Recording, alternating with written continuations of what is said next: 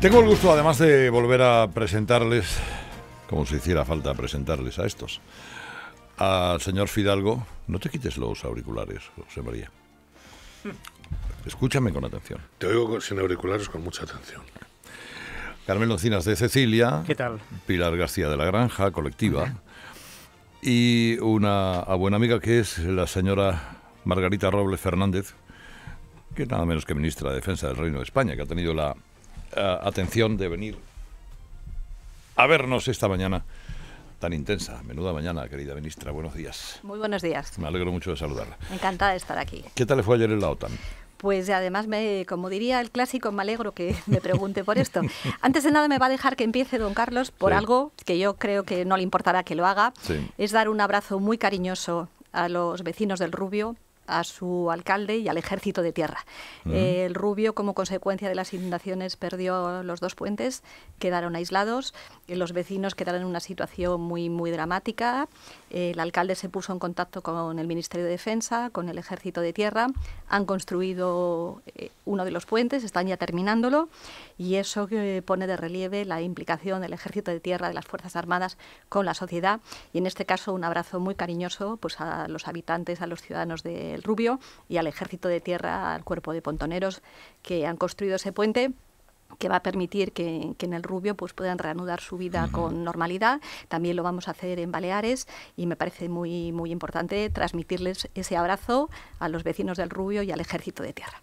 En cuanto a lo de la OTAN, pues me alegro que me haga esta pregunta, porque mire, lo comentaba... Pues no sé si alegrarme yo entonces. Pues yo sí, porque mire, mientras ayer estaba todo el mundo hablando de lo que había ocurrido en el Congreso de los Diputados, al mismo tiempo España estaba dando una imagen de lo más orgullosa de lo que estoy, yendo a la OTAN. El papel de Su Majestad el Rey, cómo fue recibido por todos los embajadores, el discurso que tuvo, el nivel tan alto que dejó a España, porque dejó un nivel altísimo, con un discurso en el que ponía en valor nuestra Constitución, nuestras Fuerzas Armadas y la participación de España en todos los foros internacionales. Al mismo tiempo, a mí como ministra de Defensa, profundamente orgullosa de la calidad, del valor y del reconocimiento que en la OTAN y en la Unión Europea, que había estado 2 días antes, se da a las Fuerzas Armadas españolas en las misiones de paz, yo creo que nos hace sentir muy orgullosos de nuestro país. Y yo quiero esa imagen de España. Quiero la imagen de España, de un jefe de Estado, de Su Majestad el Rey, que es respetado, que es apreciado, que es valorado, que es recibido por todos los embajadores de 29 países, que pone a España en el punto de modernidad, en el punto que se merece, y al mismo tiempo comprenderá que como ministra de Defensa me sienta profundamente orgullosa de que nuestras Fuerzas Armadas, que están sus hombres y mujeres, 3.000 hombres y mujeres en misiones de paz en el mundo entero, sean un ejemplo en la OTAN y en la Unión Europea.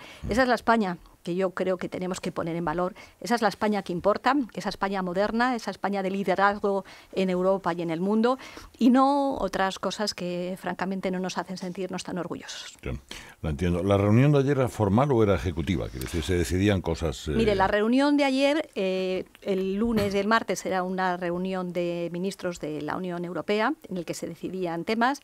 La de ayer, miércoles, fue una visita que hizo el jefe del Estado, Su Majestad el Rey, a la OTAN. Fue una visita muy importante, primero porque la presencia de España a través de Su Majestad el Rey pone en valor, fue muy importante para la OTAN en primer lugar, pero también para España, porque allí se reconoció a España como el aliado que es, un aliado serio, sólido, comprometido, y realmente la figura de Su Majestad el Rey defendiendo nuestros valores constitucionales, defendiendo a España como país moderno, como país puntero, y como decía antes, al mismo tiempo lo definió muy bien Su Majestad el Rey, pero a mí como ministra de Defensa y a este gobierno también, que nos sentimos profundamente orgullosos, aunque a algunos no les guste que lo digamos, pero nos sentimos profundamente orgullosos de nuestras Fuerzas Armadas, el ver cómo el secretario... ¿A quién no le gusta que lo digan? No lo sé, si a lo mejor alguno. Pues ¿Pero socios de ustedes o no, amigos? No lo sé, don Carlos. Es decir, mire, este gobierno y yo como ministra de Defensa me siento profundamente orgullosa de nuestras Fuerzas Armadas y el ver cómo cuando vas a la Unión Europea, cómo cuando vas a la OTAN, España su política de defensa, su compromiso en la seguridad, el papel que realizan los hombres y mujeres en las misiones de paz, casi 20 misiones de paz en el mundo, es muy importante. Y son hombres y mujeres que están en unas condiciones difíciles, que algunos dan la vida porque mueren allí. Eso es algo muy importante. E insisto, el que Su Majestad el Rey fuera recibido como fue recibido. Había hasta anécdotas, ¿no? La gente en el edificio de la OTAN, que es un edificio espectacular, cómo bajaban pues, funcionarios de todos los países a ver a Su Majestad el Rey, cómo yo le oí comentar a un embajador, no puedo recordar de qué país, diciendo que hoy es un día histórico. Era un día histórico realmente para España. Y yo, por eso me alegro de la pregunta, como decía antes, porque he visto que en los medios prácticamente no se habla de ese tema. No se habla y se habla de otras cuestiones. Vamos a intentar entre todos dar esa imagen de una España positiva, de una España que cuenta en el extranjero, en las organizaciones internacionales, que tiene unas Fuerzas Armadas modernas, unas Fuerzas Armadas que son un ejemplo en las misiones de paz. Esa es la España que yo quiero y por la que debemos de trabajar todos. El otro día me decía usted, no te enfades con estas cosas de la presencia de los militares en el Salón de la Enseñanza, porque evidentemente van a estar, porque es mi voluntad clara y manifiesta, y del ejército, etcétera, etcétera. Entonces, ¿de dónde surge la información de que se iba a retirar el ejército haciendo buenos los deseos de la señora Colau? O si es una decisión que toma usted y luego usted se la piensa mejor y dice que no. Mire, yo creo que hay una cosa muy importante. Desde que yo he llegado, y creo que eso además es público y notorio, yo tengo una obsesión. Y esa obsesión, y me conoce la gente de las Fuerzas Armadas porque en 5 meses he visitado bases, he visitado acuartelamientos, estamos trabajando por las mejores condiciones de vida en estos lugares. Se han conseguido, este Consejo de Ministros de este gobierno, tan criticado por algunos, ha conseguido créditos de 5.000 millones para las Fuerzas Armadas. Incluso, por decirle una anécdota, pero que no me parece una anécdota menor, estamos tratando tanto de unir a las Fuerzas Armadas con la ciudadanía, que ya hemos adelantado que vamos incluso a bajar la estatura de las personas que puedan formar parte de las Fuerzas Armadas. Desde ese punto de vista, yo tengo que decir que admito la crítica. Naturalmente, además a mí me gusta la crítica, ¿eh? Yo creo que la crítica, cuando se cometen errores, uno puede mejorar. Pero decir que se quiere humillar al ejército, que se quiere dejar al ejército fuera de Cataluña. Mire, que yo he hecho toda mi carrera profesional en Cataluña, que yo me siento tan catalana como el que más. Me parece que, francamente, no se corresponde con la realidad. El ejército va a estar en la Feria de Barcelona como está en todas partes, como están las misiones internacionales. Y que nadie tenga duda que el compromiso de esta ministra, y lo saben en las Fuerzas Armadas, es acercar al máximo a las Fuerzas Armadas, a la ciudadanía, porque las tenemos que ver como una parte nuestra. Todo lo demás, pues yo creo que yo entiendo y acepto la crítica, pero es profundamente injusta. Naturalmente que estará en la Feria de Barcelona, que es un tema absolutamente menor, porque usted comprenderá que cuando el Ministerio de Defensa, cuando las Fuerzas Armadas están en misiones de paz, están en la OTAN, estamos en todas partes explicando lo del Rubio que decía al principio, esa implicación de las Fuerzas Armadas con la ciudadanía. Hombre, es un poco absurdo que alguien piense que nosotros queremos retirar el ejército de ningún sitio, cuando lo que estamos haciendo es potenciando su papel. Y mire, yo tengo que decirlo, Cataluña es España. Y por lo tanto el ejército va a estar en España porque defiende unos valores constitucionales que son tan importantes, como lo está en las misiones de paz. Y ayer lo decía muy bien Su Majestad, y yo lo digo siempre que puedo. Las Fuerzas Armadas tienen una función muy importante, que se la da el artículo 8 de la Constitución, que es defender los valores constitucionales. ¿Cómo no van a estar las Fuerzas Armadas en aquellos sitios donde se defiendan los valores constitucionales? Todo lo demás, pues yo perdone que le diga, y sé que no es su caso, pero lo decía antes, a veces hay poca generosidad. Yo creo que incluso, aunque sea alguien del gobierno Sánchez, también el gobierno Sánchez hace cosas buenas, cosas muy buenas en algunas ocasiones. Sí. No, esta decisión que toma usted o esta afirmación que hace usted me parece impecable, yo desde luego se lo reconozco, independientemente de lo que enfade a los socios que ustedes tienen, entre otros. Bueno, la señora Colau no es socia suya en nada, pero pero forma parte de una formación que sí apoya, en fin, vamos. Señora Colau, ella, desde luego no, yo ni he hablado con ella, ni he tenido el mínimo trato con ella, ni siquiera sé si esta feria se va a realizar o no. Nosotros hemos pedido participar, entre otras cosas porque creo que es en el mes de marzo, muy próxima a las elecciones municipales, pero sí quiero decir una cosa, y eso lo quiero decir con absoluta claridad. Mire, ni este gobierno, ni ningún partido político tiene derecho a apropiarse de las Fuerzas Armadas. Las Fuerzas Armadas son una cuestión de Estado, son el Estado. Yo lo he dicho siempre, no quiero desde el Ministerio de Defensa hacer política partidista. El Ministerio de Defensa es un ministerio de Estado. Las Fuerzas Armadas no pertenecen a ningún partido político. Por eso cuando yo veo a algunos dirigentes políticos hablando de las Fuerzas Armadas, que quizá a lo mejor ellos en su trayectoria de gobierno tampoco las cuidarán tanto, eso no lo puedo aceptar. Ni yo voy a utilizar nunca, desde un punto de vista partidista, las Fuerzas Armadas, ni quiero que nadie lo haga. Porque igual que creo que la justicia es un poder del Estado, creo que las Fuerzas Armadas contribuyen a nuestra Constitución, constituyen a nuestra democracia y no son de nadie. Y yo no voy a aceptar que nadie, ningún partido político, quiera utilizar para hacer política partidista a las Fuerzas Armadas. Ni yo tampoco lo voy a hacer nunca. ¿Le supuso a usted algún disgusto personal tener que revertir la decisión de haber vendido o de consumar el acuerdo al que se había llegado con Arabia Saudí de la venta de bombas? Mire, ese es un tema que, como se ha visto, es un tema que es objeto de debate, que no es fácil. Ahí hay países como Alemania que han prohibido la venta de armas, también está Noruega. No es un debate fácil.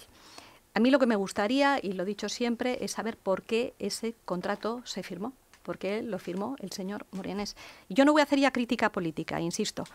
En el año 2015 se firmó ese contrato, un contrato que hacía referencia a 400 bombas del ejército español. Eso es muy importante decirlo. No se trata de una industria particular que vende armas, sino que eran unas bombas del ejército español que se daban a Arabia Saudí. En el contrato, o al menos en lo que está documentado, en ningún momento se vinculó ese contrato, esa venta de bombas del ejército, a la realización de ninguna corbetas. Y, hombre, yo creo que sería bueno que a lo mejor se explicara por qué ese contrato se realiza. Mientras tanto, lo que a mí me parece importante es que la comunidad internacional, que Naciones Unidas ponga los medios necesarios para que la guerra en Yemen termine. Ayer salía en todos los medios datos de UNICEF en la cantidad de niños que están muriendo por el hambre. Y yo quiero precisamente una España y unas Fuerzas Armadas y un país comprometido en la búsqueda de la paz en el mundo. Sí, pero lo cierto es que ese contrato estaba firmado, las bombas creo que cobradas ya. Las bombas, el último pago llegó a final de junio, que fue cuando nosotros nos sorprendimos diciendo llega un pago y hay una empresa que quiere llevar unas bombas que se supone que han sido compradas por Arabia Saudí. Entonces, en algún momento a usted se le hace ver que podría eso poner en peligro el trabajo que habían encargado en Navantia, que son unas fragatas, y que supone para la Bahía de Cádiz algo muy importante. ¿Ese fue el argumento que hizo que usted revirtiera su idea? Bueno, mire, yo creo que ese fue un argumento que se utilizó políticamente, y yo insisto, vuelvo a respetar las posiciones políticas, pero me parece que quienes utilizaron políticamente ese argumento, pues quizás no fueran los que tuvieran más razones para utilizarle. Precisamente, y hablando de Navantia, cuando nosotros llegamos al gobierno, nos encontramos con que Navantia, en Cartagena, estaba construyendo un submarino, el submarino S-80, en el que, pues por deficiencias técnicas, se había tenido que paralizar esa construcción del submarino, con lo que eso implicaba de puestos de trabajo, de pérdida de puestos de trabajo en Cartagena. Como consecuencia de eso, este gobierno ha tenido que hacer frente a un crédito de 1.800 millones de euros para que el submarino y la gente en Navantia pudiera trabajar en Cartagena. En este momento hemos terminado ya y ponemos sobre la mesa un programa de 5 fragatas para que Navantia Ferrol y los trabajadores de Ferrol puedan ponerse a trabajar para la construcción de 5 fragatas F-110 que son necesarias para la Armada Española. Y, por tanto, el que alguien quisiera poner en duda que nosotros queríamos poner en riesgo los contratos de trabajo de Navantia en San Fernando, creo que fue una irresponsabilidad. Dicho esto, es evidente que hay un debate, y que hay un debate en el mundo sobre la venta de armas a Arabia Saudí. Ese es un debate que existe, es un debate que está ahí, cada uno tiene su posición y su postura desde ese punto de vista, y yo insisto, quienes llevan a firmar ese contrato para entregar para dar unas bombas a Arabia Saudí para utilizar en la guerra de Yemen, pues son los que tendrán que dar explicaciones. Dicho eso, el compromiso de este gobierno, lo he dicho antes, ahí está el submarino S-80 Navantia Cartagena, vamos a presentar ya las fragatas 110 para que se pueda trabajar en Navantia Ferrol, es un compromiso absolutamente indudable por parte del gobierno español. Ya, pero usted es magistrada de prestigio, experimentada. No quiero decir con eso que sea usted mayor. Usted, nunca somos mayores. Nunca somos mayores. Es usted igual de joven que yo. Efectivamente. Pero usted sabe que un contrato firmado es un contrato sagrado y que hay que cumplirlo, y más si además encima está cobrado. Sobre todo si por esa acción ponemos en peligro otras cuestiones. ¿Cree que faltó un poco de serenidad en aquel momento? Pues mire, usted me plantea una cosa de derecho, ¿no? Un contrato firmado. Bueno, los contratos se consuman con la entrega. Es decir, el acuerdo de voluntades está, pero si vamos al derecho romano, está lo de las cláusulas rebus sic stantibus. Por tanto, yo no iría a argumentos jurídicos, porque los contratos tienen una fase de consumación y luego tienen una fase de ejecución también, y por lo tanto, ahí entraríamos en un debate jurídico que no es el tema. Yo lo único que digo es que de todo este debate, lo único que queda claro es, por un lado, el compromiso de España con los puestos de trabajo, pero también, y lo ha dicho el presidente del Gobierno, un compromiso de España con la defensa de los derechos humanos en el mundo entero. Y desde ese punto de vista, yo lo único que puedo garantizar es que nunca más armas del Ministerio de Defensa, de las Fuerzas Armadas, que se necesiten, no las que estén descatalogadas, se van a entregar a países que no sabemos el uso que se pueda utilizar. Otra cosa, insisto, es que hay armas que quedan descatalogadas, hay armas que quedan fuera de uso, y que hay otros países que abiertamente en el mercado las compran. Pero lo que no pueden ser armas del stock del Ejército del Aire, pues que se entreguen a un país en unas condiciones que no conocemos. Y usted me ha hablado de los contratos, que se consuman, sí, pero los contratos también se tienen que hacer con transparencia.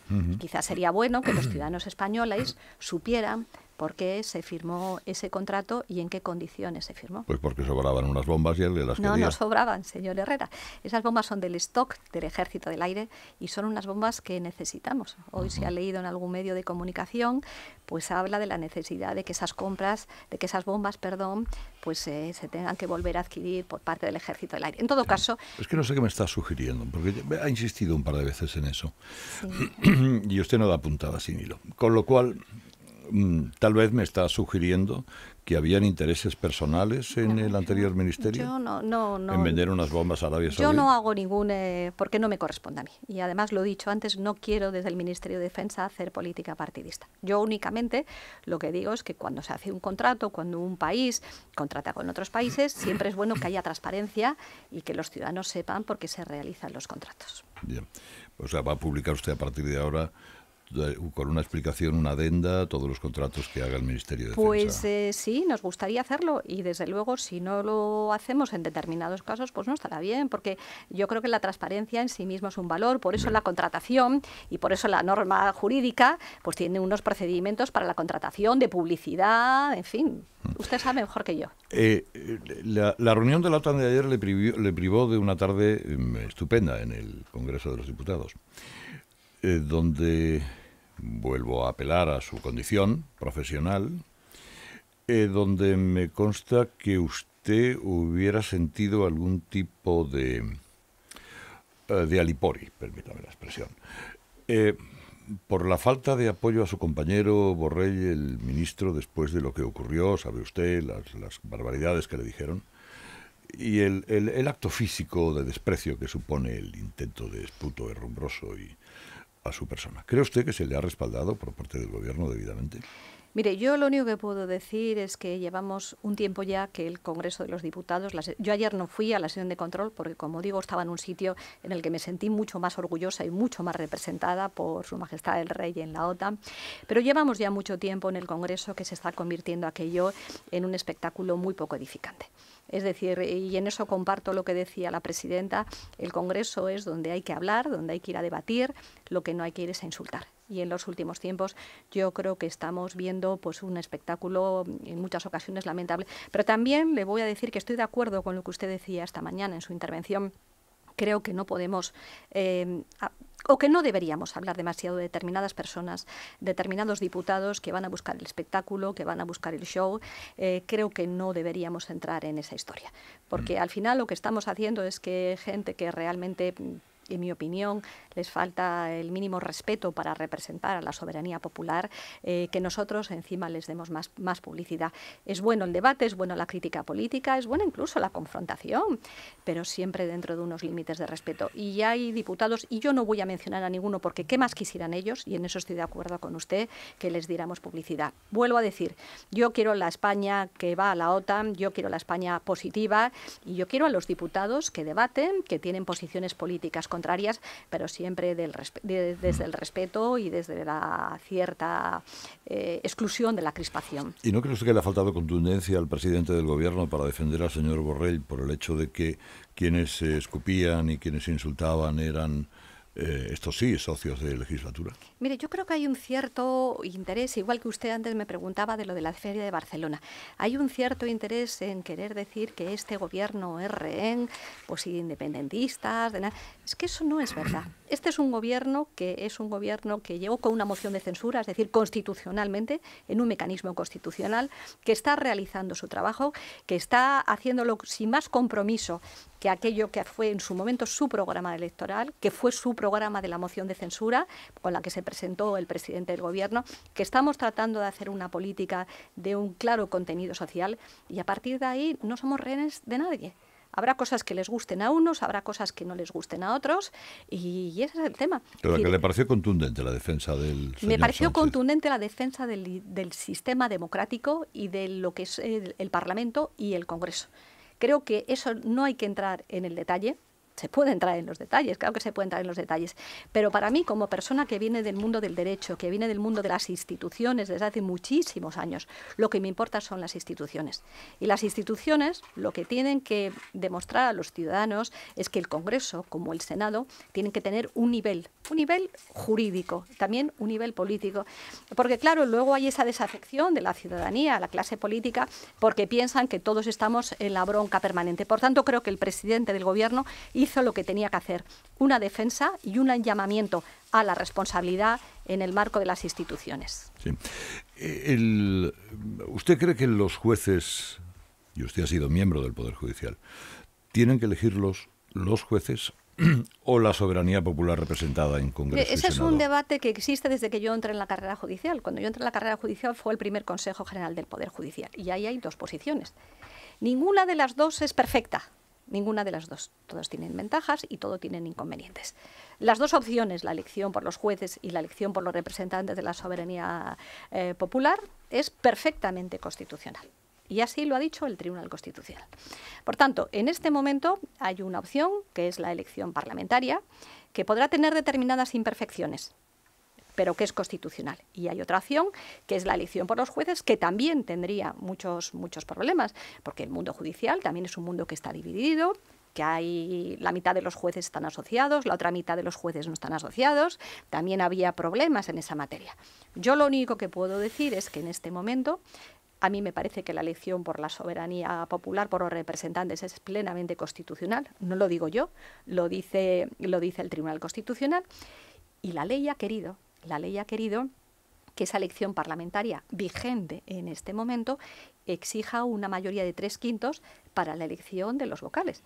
Cuando la ley quiere que haya una mayoría de 3/5, es la propia ley la que está hablando del acuerdo parlamentario. Y por lo tanto, cuando se dice pasteleo, chalaneo entre los partidos políticos, no, mire usted, es cumplimiento de lo que dice la ley, porque la ley exige una mayoría de 3/5 para que tenga que haber un consenso entre las fuerzas parlamentarias y no sean solamente de un partido o sean de otro partido. Y dicho esto, una vez que los vocales son elegidos, como una vez que lo es elegido el presidente, la gente actúa con absoluta independencia, actúa según su criterio y su profesionalidad. todas aquellas personas que habían sido propuestas como vocales del Consejo General del Poder Judicial en este acuerdo parlamentario, que insisto, es legal, son todas personas, y yo los conozco prácticamente a todos, que tienen una trayectoria profesional de muchísimos años, de honorabilidad profesional, de competencia jurídica, y que por lo tanto iban a trabajar en el Consejo como tienen que trabajar. ¿Pero le parecía fino el hecho de que se hubiera hecho público el nombre del presidente antes de que el de los vocales, que son en teoría quienes le tenían que votar? Yo ya lo he dicho, creo que no fue adecuado que saliera ese nombre, pero también tengo que decir una cosa. Yo creo que se filtrara o no se filtrara ese nombre, Manuel Marchena es alguien que tenía muchísimas posibilidades, o yo diría todas, que los vocales lo eligieran, porque es un hombre con un enorme prestigio, es un hombre que conoce la carrera judicial, y yo tengo que decirlo, y además me duele profundamente. En estos años estamos viviendo una situación de la justicia complicada que se ha materializado en los últimos días con aquello que pasó en la gestión de la cuestión de las hipotecas en lo que era mi sala, en la sala tercera del Tribunal Supremo, ¿no? Por tanto, era imprescindible que de alguna manera se recuperara un poco el prestigio del Poder Judicial, no de los jueces y magistrados, que, insisto, son personas competentes, profesionales, plenamente independientes, sino de la imagen de la justicia. Y estoy segura, yo lo siento, que Manuel Marchena, sin ningún tipo de vinculación partidista ni de ninguna otra materia, tampoco asociativa judicial, hubiera realizado un magnífico papel para devolver la credibilidad a la imagen del Poder Judicial. Y luego, ahí está lo que es el ejercicio de la función jurisdiccional, 5.000 hombres y mujeres jueces que realizan su trabajo cada día con absoluta independencia. Y dígame, señora ministra, ¿usted hubiera cesado al abogado general del Estado, señor Val, por no haber coincidido con el criterio que manejaba el gobierno y manejaba la abogada general, la señora Castro, de culpar o denunciar o reclamar una sentencia por sedición y no por rebelión? Mire, yo no conozco los detalles del cese y supongo que habrá sido una decisión personal que ha tomado quien tenía que tomarla, que era la abogada general del Estado. Pero también sé que en el ámbito del derecho hay opiniones jurídicas, bueno, que hay un debate jurídico. Lo hemos visto en la sentencia de las hipotecas, la Sala Tercera del Tribunal Supremo, 15 magistrados dijeron una cosa y otros 13 magistrados dijeron otra. Por tanto, el que haya un debate jurídico dentro de la abogacía del Estado no solo es que me parece normal, sino que el derecho, y lo hablábamos antes refiriéndonos a los contratos, permite que haya un debate. Por tanto, es absolutamente corriente y normal que la abogacía del Estado, como la Fiscalía o en una sala de un tribunal de justicia, pueda haber posiciones jurídicas distintas. Dicho esto, los detalles no los conozco y si... Pero posiciones jurídicas distintas no implican un cese. Yo ignoro las razones por las que la abogada general del Estado ha realizado ese cese. Entiendo que cuando lo ha realizado tendrá sus razones. Yo lo único que puedo hacer es respetar unas decisiones que además yo no conozco. Carmelo. Sí, señora ministra, ¿qué tal? Buenos días. Buenos días. Yo quería volver al asunto de la defensa. Yo le quería preguntar si con los presupuestos que España le dedica a la defensa, con las capacidades que España tiene en materia de defensa, estaríamos en condiciones de participar en el proyecto de ejército europeo que están proponiendo Macron y la señora Merkel, por cierto, para disgusto de Donald Trump. Bueno, este proyecto de ejército europeo no es una novedad. Se lleva hablando de él desde el año 1999, cuando toma cuerpo por primera vez es en Helsinki, ¿no? Y de hecho estamos en una primera fase, en una fase muy embrionaria, en la que la Unión Europea está teniendo unas políticas comunes de seguridad y defensa, que esa puede ser el embrión de un futuro a muy largo plazo ejército europeo. Y ahí tengo que decir que España y nuestras Fuerzas Armadas están muy comprometidas en ese proyecto común de seguridad y defensa, en las políticas de defensa común. Nosotros, España y sus Fuerzas Armadas y el Gobierno español están en este momento implicado en 17 proyectos de cooperación de seguridad y defensa. La seguridad y defensa europea es esencial, es fundamental, no tiene por qué ser contraria, sino al revés, complementaria con la OTAN. Y yo creo que muchas veces cuando la gente critica las inversiones en materia de seguridad y defensa, es por un enorme desconocimiento, porque el mundo vive pendiente de muchísimas amenazas. Hoy ya no son tanto las amenazas convencionales de una guerra convencional. Es que las amenazas que hoy en día tenemos son mucho más sofisticadas. Son unas amenazas híbridas, son unas amenazas químicas, nucleares, bacteriológicas. Por eso es importante que los países, en este caso la Unión Europea o la OTAN, estén preparados y que haya esos proyectos de preparación. Yo lo único que puedo decir, y lo decía al empezar mi intervención, es que las Fuerzas Armadas españolas, que están muy comprometidas en estos proyectos europeos de seguridad y defensa, están siendo pioneras en muchas materias, y también desde ese punto de vista quiero decirlo que España es un socio serio, comprometido y fiable. Fidalgo, que es paisana tuya, la señora Robles. Yo ya lo sé que es paisana mía, pero estaba oyendo a ella porque me ha parecido muy interesante lo que ha dicho. Y además estoy de acuerdo, no soy jurista, pero me parece que tener una persona como esta aquí es para escucharla. No tengo nada que preguntarle. La deseo suerte, ¿eh?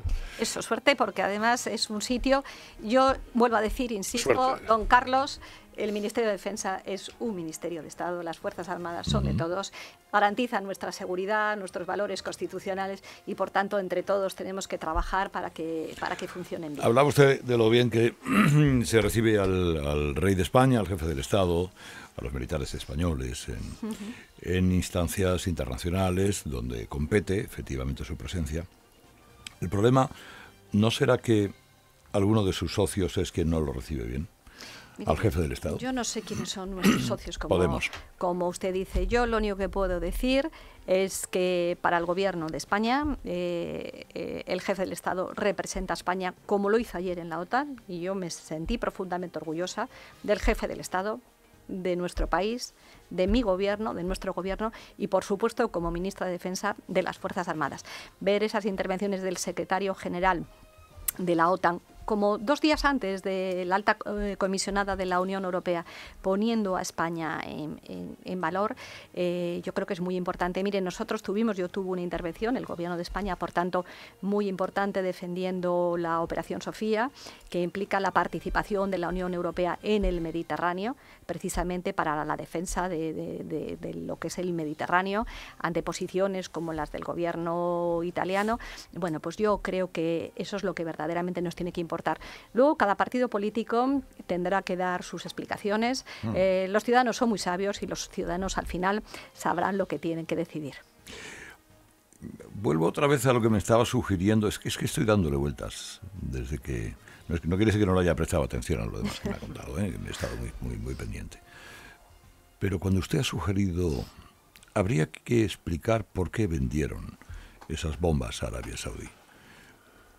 ¿Me está sugiriendo que alguien le convenció al ministro de Defensa? No, yo mire, precisamente por deformación profesional, ¿no? Yo llevo desde los 23 años de juez. ¿Qué tira usted la piedrecita? No, yo me he limitado a constatar un hecho concreto. Yo me he limitado a constatar un hecho concreto. Cuando nosotros llegamos al Ministerio de Defensa, yo lo he dicho muchas veces, no hubo intercambio hubo intercambio físico de carteras, pero no hubo un traspaso de poderes.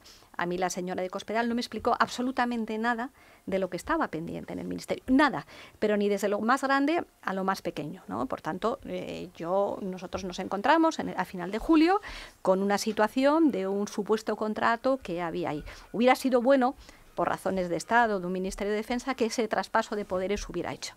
Y entonces nos encontramos, yo me encontré con ese contrato al que usted se refería antes, y en lo que está documentado, pues usted me hablaba de que podía estar condicionado a una serie de puestos de trabajo en el sur, en San Fernando. Bueno, eso no está. Pero eso no está en el contrato, ¿no? Eso ni está, pero ni está en el contrato, ni está en ninguna parte. Sí, seguramente no está en ninguna parte, pero todos sabemos, porque además usted tuvo contactos con el embajador saudí esos días, y usted sabe que él no estaba precisamente contento.